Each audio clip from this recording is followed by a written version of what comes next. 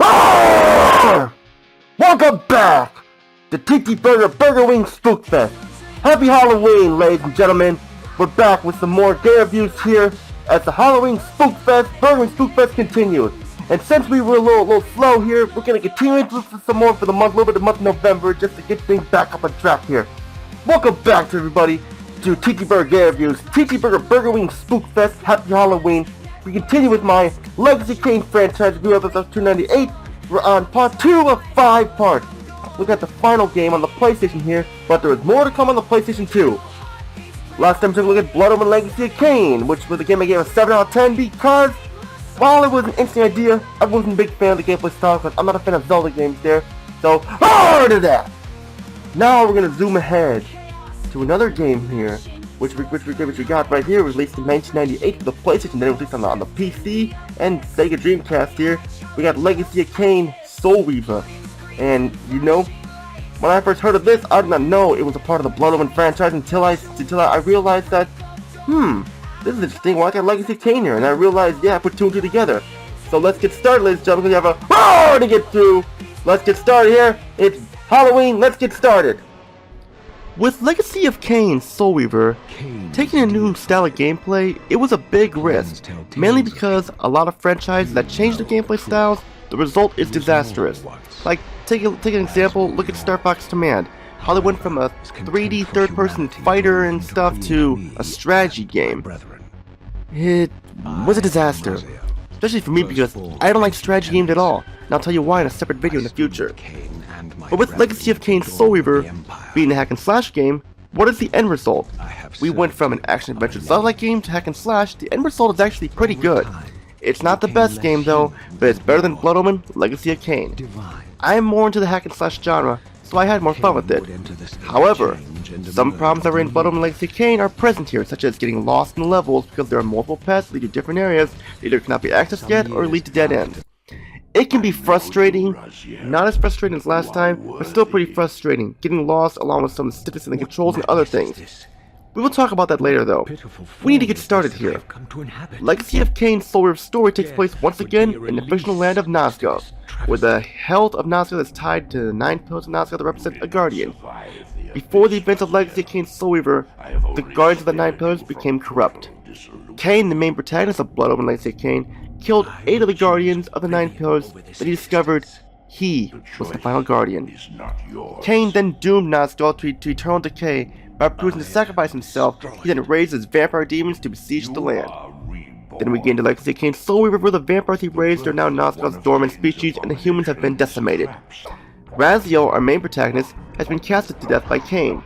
The Elder God resurrects Raziel to become Soul Reaver to kill Kain to save Nazgul. By the time Raziel was revived centuries later, Nazgul is on the brink of collapse due to Kain and has become nothing more than a wasteland. The story is really good. I like it better than Blood Omen Legacy of Kain's story, due to the fact that Raziel is more likable than Kain. Kain was all about revenge, but Raziel was all about saving Nazgul. Legacy of Kain Soul Reaver shines in the presentation department with great looking character models and environments. Everything looks really good, even the cutscenes, both CGI and in-game. There are some slowdowns here though, along with the blood effects looking pretty weak due to it being a T-rated game this time. The way the enemies die look really cool, especially when you set them on fire and throw them into the fire. The environments are huge and have a lot of detail to them. Raziel looks badass, like someone who does not take shit from anyone anymore. The enemy models, I like them, but I wish there was a bigger variety to them. Sound-wise, the Legacy of Kain Soul Reaver is actually quite good. I love the music. It is a combination of Blood Omen and its own music. Sometimes though, it can get repetitive hearing the same tracks over and over.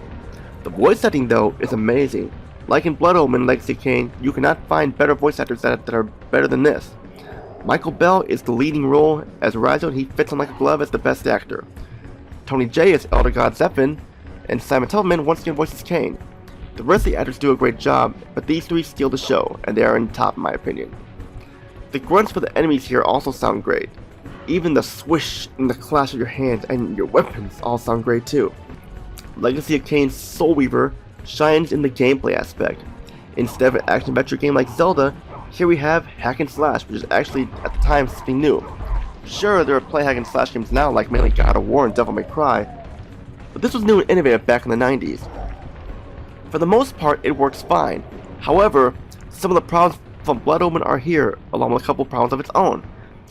You will mainly be using Raziel to fight the enemies with your hands and weapons you can pick up in the levels. These are mainly staffs, swords, and torches, and more. The torches are my favorite. I love them the most because being able to set the enemies on fire and watch them burn is enjoyable. However, they do have a limited use to them, so use them wisely. You can also pick up enemies and impale them by throwing them, or throwing them off ledges, or throwing them into fire. Be careful though. Raziel can only hold enemies for a certain amount of time before he drops them. The controls are simple, but they are a little clunky, especially when jumping. Also, the camera is not the best when you move with the shoulder buttons. They can get stuck in walls and more. It is easy to get lost here, mainly due to multiple paths that lead to dead ends with no map in the game. It's easy to get stuck.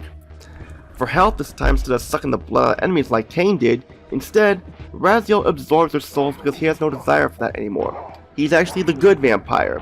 He absorbs souls, and it's a big help because he can make you stronger in the process. But be careful though, because if there are enemies around, they can attack you and you will lose the chance to get the souls. When you die, Raziel becomes a ghost, so when you're not in the realm and you're in the real world, you are banned from going there until you regain more souls and everything. It also means you're limited to what you can do. Sometimes you can't even jump either. The only way to get them back is if you fight the enemies and absorb their souls. You'll be sucked back into that hub world, and you'll have to get souls to get back into the real world. There's not a whole lot to do in this game. You have puzzles which can be challenging, but for the most part you just hack and slash the enemies and navigate. It does get a little repetitive after a while. Also, this game is so open world that it makes it unclear on what to do next. The reason why I got lost was because of everything being unclear on what to do, and there was no map. And also, the ending is a big cliffhanger which disappointed a lot of gamers for the PlayStation. Overall, Legacy of Kain Soul Reaver was definitely an improvement over Blood Omen, mainly because I like the gameplay style better. But now before we can give this game a score, let's go to our TTBurger pros and cons here. For the TTBurger pros, Legacy of Kain is back this time as a hack and slash game. It's one of the very first hack and slash games ever made. Raziel is very cool, likable, and a badass protagonist. Kain from Blood Omen's back, and this time he's the main antagonist. Many ways to kill the enemies using your hands and weapons and more. You can throw enemies as well, even though it doesn't kill them sometimes. When you die, Raziel resurrects like a ghost back in the hub realm. Raziel absorbs souls for health and powers instead of sucking blood. Excellent graphics for a PlayStation game, excellent sound, especially the voice acting, challenging puzzles to solve and complete, and simple controls in the game is a big challenge factor. For the TTBurger cons, existing problems from Blood Omen and Legacy of Kain are here. Huge non-linear environments make it easy to get lost. Unclear objectives make it hard to figure out what to do next. The controls, while simple, can be a little clunky. The game can get repetitive at times. Enemies can attack you while absorbing souls too often. This game for some reason is less violent than Blood Omen and Legacy of Kain, and the ending is a disappointing cliffhanger. So that's all I gotta say there. What leads to our final thoughts here for the score? Blood Omen Legacy of Kain gets 9 roars out of 10 because it's a better game overall than Blood Omen Legacy of Kain. And that's what I gotta say here about this. And that's it for part 2 of my Legacy of Kain series, episode 298, part 2 of 5. Stay tuned for the next part. We're gonna dive into part 2 here. Tune with the Soul Reaver series here with Raziel. Look at Soul Reaver 2. No Legacy of Kain in the title, which is a roar thumbs down, but still I consider it part of the franchise because it is a part of it. That's all I gotta say for this part. This is Tony. Peace out. Have a great day. Happy Halloween. And stay tuned. Then for the next part, we look at Soul Reaver 2. Roar!